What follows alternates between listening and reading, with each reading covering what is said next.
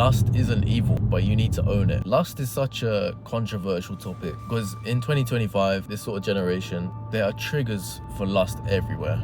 You know, you travel on the tube and there's advert. You look on your phone, there's models, it's everywhere, it's in your face. And as men, we're almost chastised for feeling aroused to women.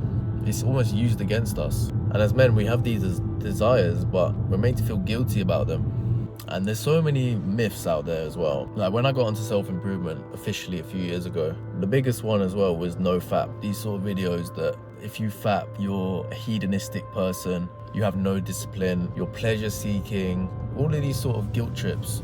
And I can speak from experience. I've been there, I've tried experiments, I've done NoFap many times. I even did it for like, I think 3-4 months. I actually went for a period of literally not doing it because I had taught myself, I'd weaned myself onto the idea that it was bad. And if I did it, it was bad for my brain. It makes you this sort of horny person and it's a really bad thing. But you see other things happen. You see other factors creep into your life, you know, and then I've experimented with, you know, doing once a month and then once a fortnight and different sort of cycles just to see how I feel. But NoFap is unsustainable. You know, you might do it for 1 year and then believe that you're working at a higher level, you're some sort of Buddhist monk who doesn't feel attraction and you're so powerful. It's like life doesn't work like that. You're not it's like you're not Lord Varys from Game of Thrones, you know, the most wise man, and he's not corrupt because he's not able to be sexually aroused. You know, I think that's the thing we're sold as well in self-improvement is the sort of NoFap clarity, but it's so unsustainable. And I feel bad for the guys that believe, especially the young guys that believe it's a bad thing. Maybe it's religion plays a part in that. I've always been taught growing up that it's an evil thing and it's a bad thing.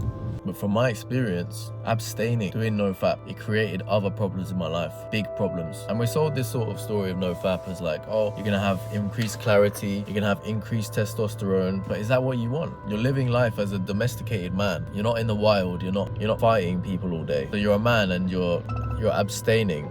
And then what? Suddenly you've got massively increased testosterone levels. And then what happens then? You might start seeing that come out in violence and frustration. And frustration was a big one for me. Yeah, maybe I had a little bit more increased focus, or maybe I had higher testosterone levels, but it was causing me other problems. If anything, it was causing me less focused. Because when you repress something so much, the brain doesn't understand. The brain wants something more. It's just how our brains work. It's like the chocolate bar. If you say, right, no chocolate bar at all, no chocolate bar, no chocolate bar, what does your brain do? It thinks of the chocolate bar. It's just how it goes. The brain doesn't understand. It just sees the word chocolate bar and thinks of chocolate bar. It's the same thing for lust. So you almost need to be strategic and realize, is this something I want? Because all of that abstaining, all of that NoFap, your brain just makes up other rules. Your brain goes, okay, well, I'm doing NoFap. Okay, but, well, I can do this instead because it's NoFap. It's not NoFap, is it? Right. Because your brain makes up other rules. It goes, okay, I'm doing NoFap, so I'm not doing fap. But then it goes, okay, well, I can do this instead, right? And it starts trying to bend the rules in other ways. And that lust starts trickling into other areas. And the thing about lust, we simply lust things that we do not have.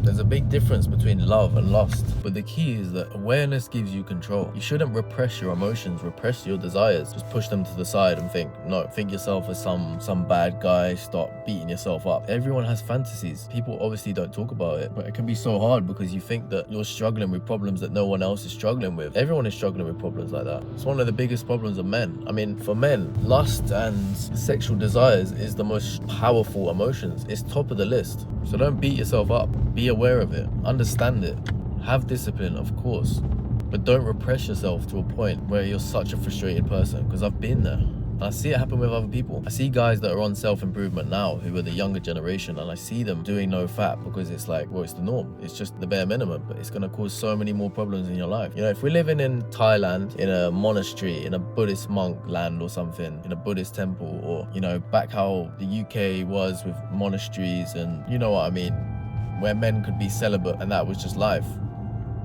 Okay, that's one thing. But to be to be in this generation and world where you're getting triggers left, right, and center, and to be expected not to feel sexual desires is crazy. I mean, you're designed to lose the game. You have to adapt. And it's not saying, right, give in, it's the environment, it's the world, don't take responsibility, it's not your fault. No, it's not saying that. It's understanding that you're not designed to win this game. You're not designed to be a monk in this world. And combining the two with self-improvement and almost monk mode, that's basically what it's called. I think that's quite dangerous. And I've seen the negative effects of it.